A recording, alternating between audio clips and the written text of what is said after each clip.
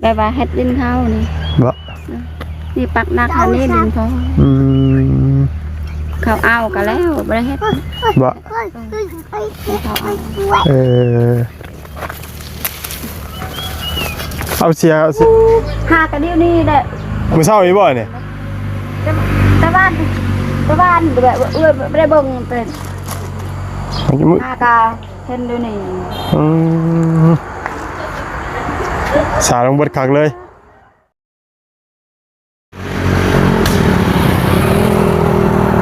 กราบทักทายสวัสดีเด้อเป็นพี่น้องที่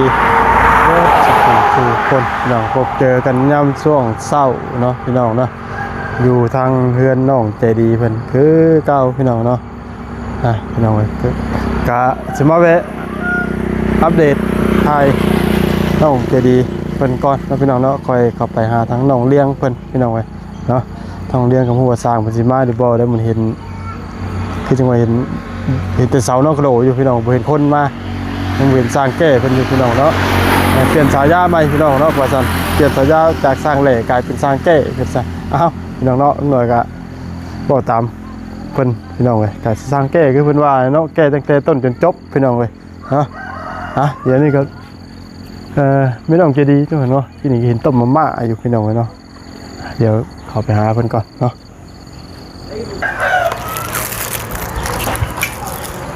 ป่านยังเห็นยังเงี้ยนะฮะโอ้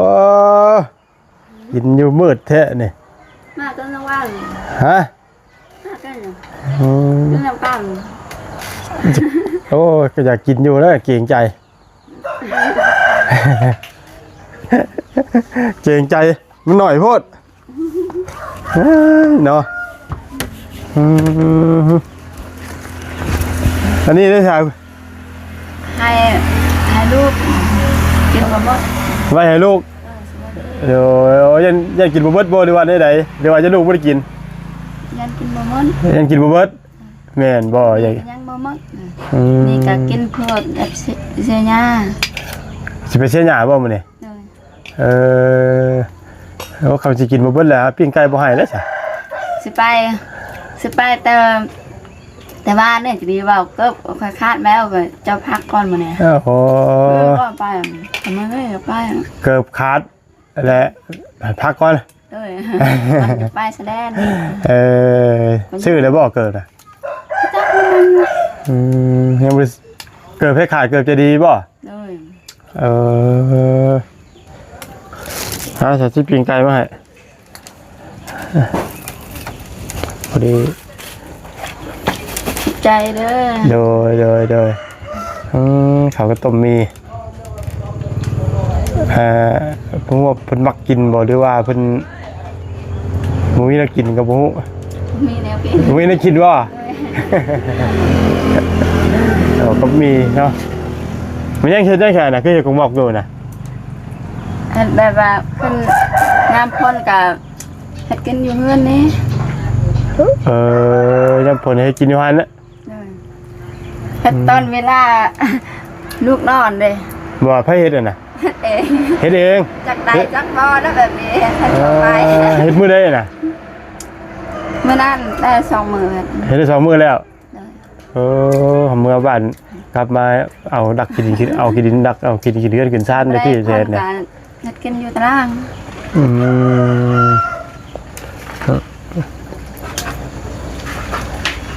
เฮ็ดอยู่จุดนั้นเลยดิวังแบบท่านเวลาตอนลูกนอนเลยเฮ็ดใหญ่กว่านี้บ่ได้บ่ฮะเฮ็ดใหญ่กว่านี้ก็บ่ได้ติมันได้อยู่แบบว่าย่านลูกตื่นก่อนเลยย่านลูกตื่นก่อนแล้วไว้ย่านลูกตื่นก่อนแบบนี้นะเป็นลูกจะเฮ็ดมากอะเฮ็ดไม่ได้บ่มันน้อยๆหนึ่งเฮ็ดแล้วพื้นหล่นตกมาใหม่เพื่อนบุเป็นท่าอีกแล้วเนาะพี่น้องเลยเฮ็ด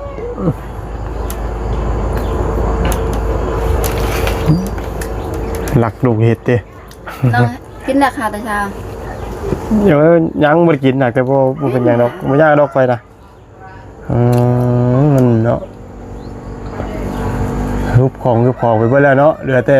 ของที่บ่ได้ใช้ธรรมดาเนาะเรือนครัวแล้วพี่น้องเอ้ยยังมื้อได้สิลงนี่ ยำแบบมันพ่นก้อนนะ งานผลก่อนโอ้ย จักลายจักบอแบบนี้ แบบมันสู้เลย เฮ้ย สู้กับยันมาอยู่นี่แบบมัน มันขอย่านแต่เวลาพื้นเจ้ากิดลงไปแล้วมันสิหล่นมาใหม่ไม่พากเจ้าดิมันสิอันเหินหน่อยมันจิบ่ยังคนเดียวแล้วเฮ็ดได้ก็เก่งเติบเนาะ เป็นก้อนไหนเห็ดง่าแบบมันง่ายแบบว่าน้ำพัดได้แหละ ฮะโอ้ตั้งแต่ยังบ่ทันได้อะไรเฮ็ดงามเฮ็ดใหญ่วันนี้มีอะไรแหละอะไรแอบเอา เห็ดมาไว้ กาบกล้วยสังกะสีห้องแล้วก็พี่น้องคันมันใหม่เนาะแล้วก็สลัดเฮ็ดที่ได้พี่น้องเลยแต่มันหนักได้มันเบิ่งน่ะคือเฮ็ดเดี๋ยวมันคือจงโป่งอยู่แท้น่ะนี่แม่บ่ได้ผู้คือเงื้อคือหยังแท้หรือว่าแม่นี่ ตามมันแหละเห็ดได้แบบมันกินมาได้กับมากเห็ดตัวไว้โอ้ยเนาะพี่น้องไทยตุนเนาะเพิ่นเราว่าไงมุ้ยเห็นครัวกันเป็นนี่แหละพี่น้องยากคือหูกันนั่นแหละเนาะโอ้จะไปเชียร์อยากให้เด้ไปจะคนเหรอผู้เดียวไปผู้เดียวว้ายน้องปัวลักปั๊มเด้อไปผู้เดียวแล้วพวกบ่มีเห็นว่ามีพวกแปดมีผัวแบกกับผัวดิเกิดใครผัวจะสบายใจก็ไม่ต้องเอาว่าสอดผัวนะเนี่ยแต่ผัวที่หลักปั๊มนะผู้ชายพี่ชมไม่ได้เป็นฮะมีดอกบ่าวบ่เห็นว่ามีผัวพอห้างพอหมายตาไว้เคยมักแต่ไหนมาแบบมาไม่ผัวแล้วป้าผัวอะไรแบบเบิ้งว่ะเท่าเลยบ่มีไพ่ดอกโอ้ยยังบ่เท่าดอกทำเนี่ยพี่สาวบ่ได้หิววันไหนตอนเช้าบ่ค่อยหิวแต่ดียังอาบน้ำบ่ยังว่าบ่ทันได้ตื่นนะพี่น้องเดี๋ยวเพิ่นแต่งตัวพฤศจิกาเกียมไปไปเวียกเนาะพี่น้องเนาะไปเสียหยาเสียญัวเพิ่นพี่น้องเว้ยนี่แหละพี่น้องเว้ยเอิ้นว่าจังได๋นะเช้าไร่เช้าสวนเนาะพี่น้องลังสู่ฟ้าเอาหน้าสู่ดินพี่น้องเว้ยเนาะว่าอยู่ไสพี่น้องบ้านใดเมืองใดก็คือกันเนาะแต่เป็นเช้าไร่เช้าสวนกันเนาะว่าแต่อยู่ไทยว่าแต่อยู่ลาวพี่น้องเว้ย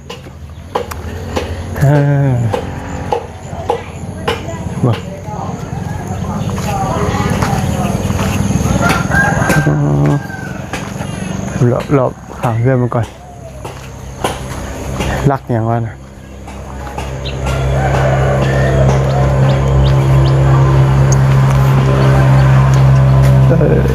นี่บนเนาะ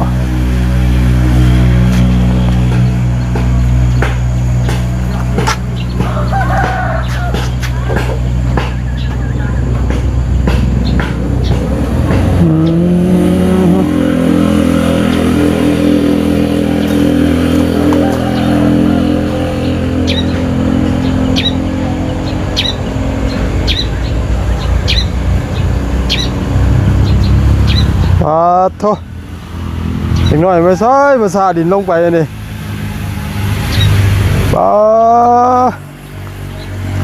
อีกหน่อยมาสาขีดลงไปพูดน้องเว้ยโอ้ทุกขักดีนี่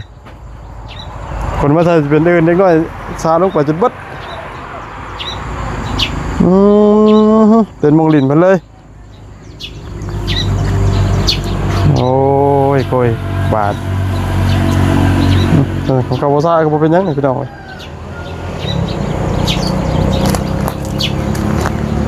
นี่เพิ่นเคยมาลินนี่พี่น้องเอ้ยเพิ่นมาลินนี่นะเดี๋ยวพาไปลินนะฮั่นนี้ก่อนโอ้ยเนาะพี่น้องเว้ยนี่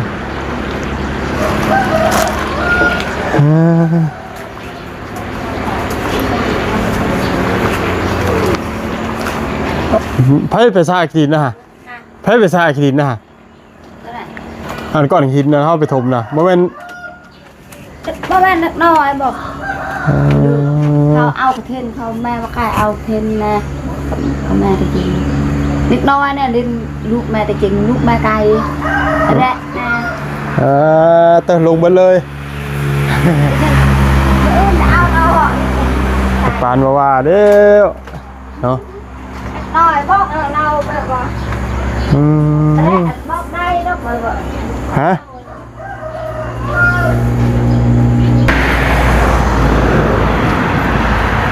ประกันชาลูกจุดเบิด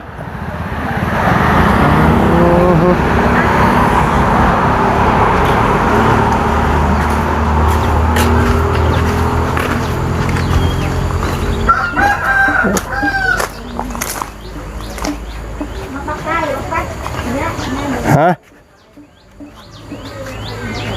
ตรงนี้ผู้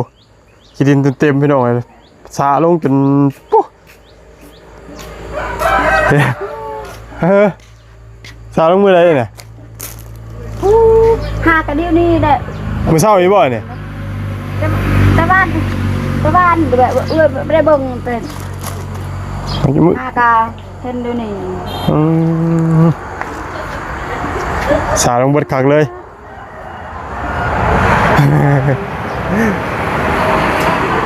พอท่านเอาไม้มาตันครับตอนแรกว่าสิบักเป็ดฮะบักเป็ด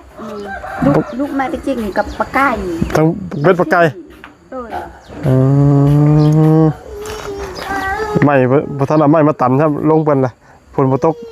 คือเขาเล่นซื่อๆแต่นี่บ่แม่มาไก่แบบว่าตัดนี่แบบเข้าเล่นอยู่ลุมนี่เลยตัดกุกมาถึงโมเมนต์นะสาวปันไดสั่งทำเตะอะไรสาวเกือบนี่บ่ผู้ร้ายบ่นี่แม่ปอนนี่ไงอยู่แบบตัดปอนเลยที่แบบตัดพวงเนี่ยนะบอกว่าเฮ้ยแป๊มกันป่ะเดี๋ยวพี่เสียยาแป๊มกันดิเราเสียยาเข้าฮะโอ้เสียคนละส่วนอายุเจ้าหลายคนเนาะ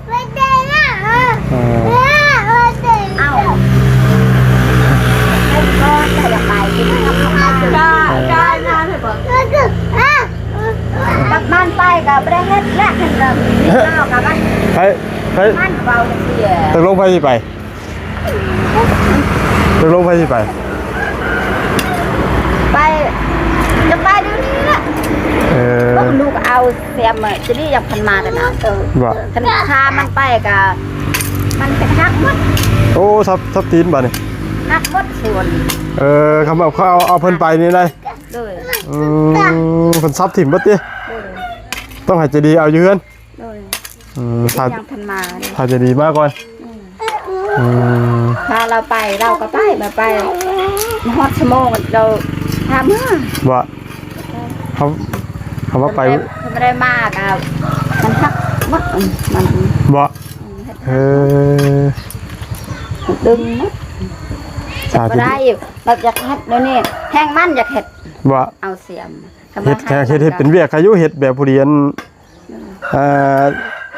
เสร็จของเสียหายสิบ่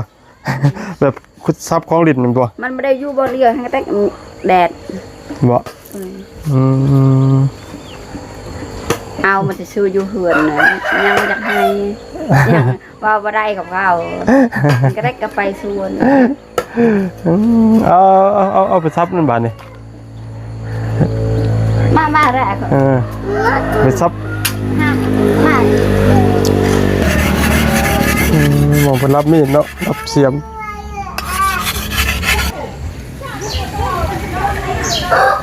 โอ้สายไฟเกี่ยวงูเป็นพุทธขานพุทธเนาะ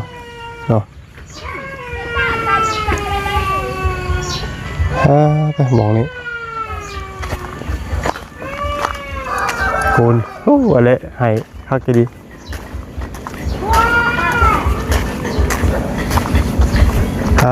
ตัวนี้ก็เจาะไปเลยเนาะลองไป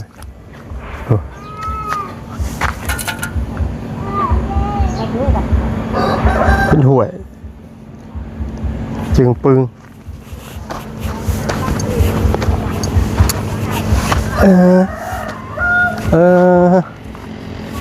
ขึ้นนะพี่มันตกบ่อน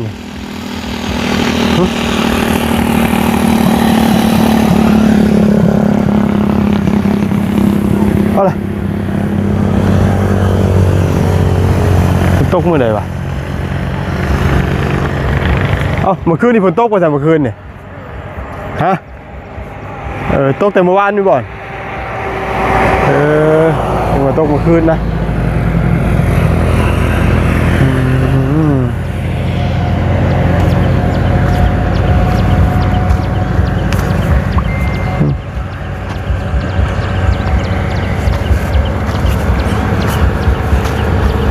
สร้างโอ้ว่าสร้างปฏิมาได้บ่แล้วมันนี่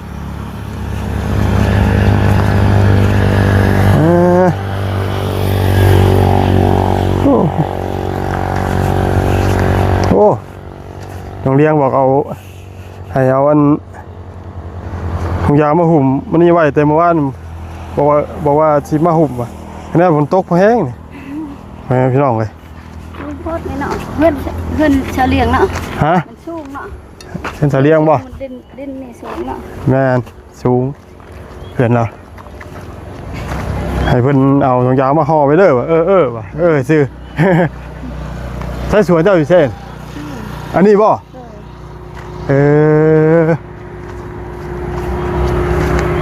มาเบิ่งคนอันเสียหยาก่อนเดี๋ยวไปโอ้นึกว่าอยู่ไกลนะ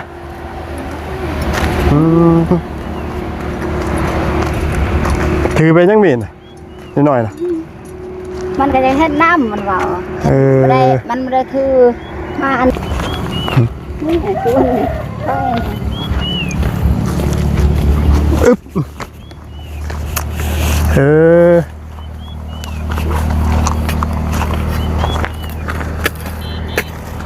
ยังไม่เสียเถื่อบอกเจ้าเสียเถื่อหนึ่งแล้ว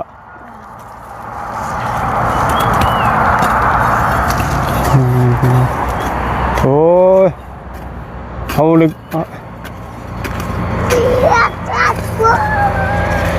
นี่ของเมย์ต้องใจดีหน่อยของเจ้าฮอดใช่นี่นะฮอดใช่ของเจ้านี่ฮอดบนกล้วยกล้วยนี่บ่ภาคพุ่นแม่นบ่นั่นกะนั่นสาวโอเค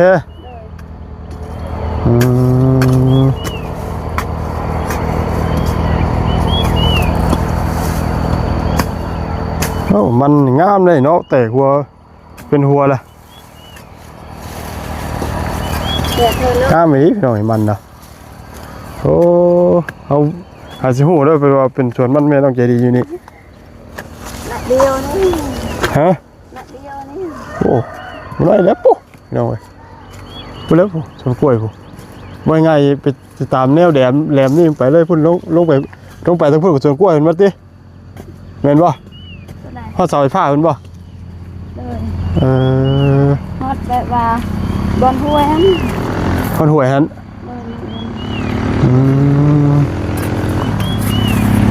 แบบไทยเขาพอดดินเนี่ยแบบว่าเฮ็ดมือก้อนแบบว่าได้8 ล้านกับพอดบึ้งนี่ได้6 ล้านพอดบึ้งนั้นเฮ็ดเลยแต่บ้านห้วยนี่กับพอดนี่ทางมือใช่ยาแบบลูกซื้อแบบ ไม่ได้พอดนะสองสามปีไม่ได้ย่างได้แต่พอดนี่นะ บ่แต่เก่าบ่ได้ฟอดป่ะจ๊ะแต่เก่าเฮ็ดได้แต่เก่านะ ปลูกซื้อ ปลูกซื่อ เลย หาสิฟอดปีนี้บ่นี่นะ 2 ปีแล้วพอ 2 ปีแล้วมันเราเป็นหัวเบิดเลยพี่น้องเว้ยที่แถวบ้านนี่เป็นเบี้ยอยู่ ปลูกแต่เดือน12ปีการได้4 ล้าน ปีกายได้4 ล้าน โดยทั้งรถแน่ บ่ปีนี้ปีวังแล้วนี่นะได้4 ล้านนะ เลยแบบว่ามันต้นบ่งามเด้แบบมันขี้ล่า ปีนี้คือสิงามอยู่ปีนี้เนาะปีนี้งามกว่าปีกายนี่บ่ดีว่าได้ปีนี้ เลย เบิ่งนี่ก็ว่างามอยู่เลยเนาะ คล้ายแน่ ใครแน่อยู่ปีเนาะงามเลยพี่น้องเว้ยของเรา เบียร์มาเบียร์ก็มาหนูมาจก พูดอะก็ดีมาเอาเบียร์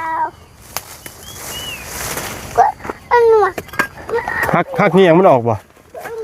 ฮักออกห่อออกให้มันแปลนบ่ได้แบบนั้น แบบว่า ก็ดีดี ปลูกนึงแบบ2 อัน3 อันล่ะ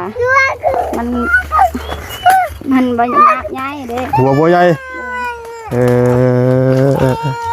อะไรให้อีกแหละพี่น้องเว้ย เนื้อน่าละโอ้แหละ คือเพิ่นน่ะของคือเพิ่นน่ะ โอ้ยแหละหัดได้บ่แบบนี้ได้เมื่อเรียกไปมา เพราะว่าลุงหนวดตะกี้คิดว่าเป็นของคนอื่นได้บ่ได้ฮู้ว่าเป็นของเจดีได้ ปีกา ฟังนั่นของดอกแค่ดิ เอ้า แต่นั่นเนี่ยอันนี้ดินว่างนี่ของใครกันของเขาอ่ะของเจ้า ระวัง แม่น ระวังอันนี้เล่นจักคนไปแสดงแบบนี่ก็คนไปแสดงมันอันนี้เป็นแบบว่าเฮ็ดดินเขานี่ บ่ นี่ปักนักอันนี้ดินเขาเขาเอากันแล้วบ่ได้เฮ็ด บ่ เขาเอา เอาเสียค่าดินเพิ่นเดือนเท่าไหร่ซั่นเนี่ยปีเท่าไหร่นี่นะ เสีย แม่น บ่ได้เสียยัง บ่ได้เสียปลูกชื่อ เลยบัดกล้วยเขาบ่ให้ปลูกแบบมันซ่าเด้ กล้วยเพิ่นบ่ให้ปลูก เลย ปลูกมันน่ะปลูกได้อยู่ติ เลยจักมื้อได้เขาจะเฮ็ดเลย กล้วยน่ะมันถางยากเนาะ เลยแบบว่ามันต้นนี่บ่ว่านี่นุ่งแบบได้อันนั้น ฮะโอ้ยเนาะบ้านนี่เป็นอะไรเนี่ยเขานึกว่าชวนจะพูดไงว่าทุ เป็นแบบว่าอยู่หั่นน่ะมันหกนี่มันเป็น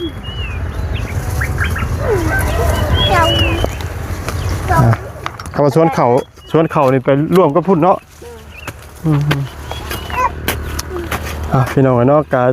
สารบคลิปนี้กับมุ้งอย่างไรเนาะช่วงเศร้าพี่น้องมาอัปเดตเป็นพามาสวนมันพี่น้องเลยเนาะไม่ต่อแล้วหน่อยจะขอจบคลิปแล้วจะได้ลำลาทางปลาดุงชีเหมือนเด้อดีมีแห้งเด้อแบบนี้เด้อ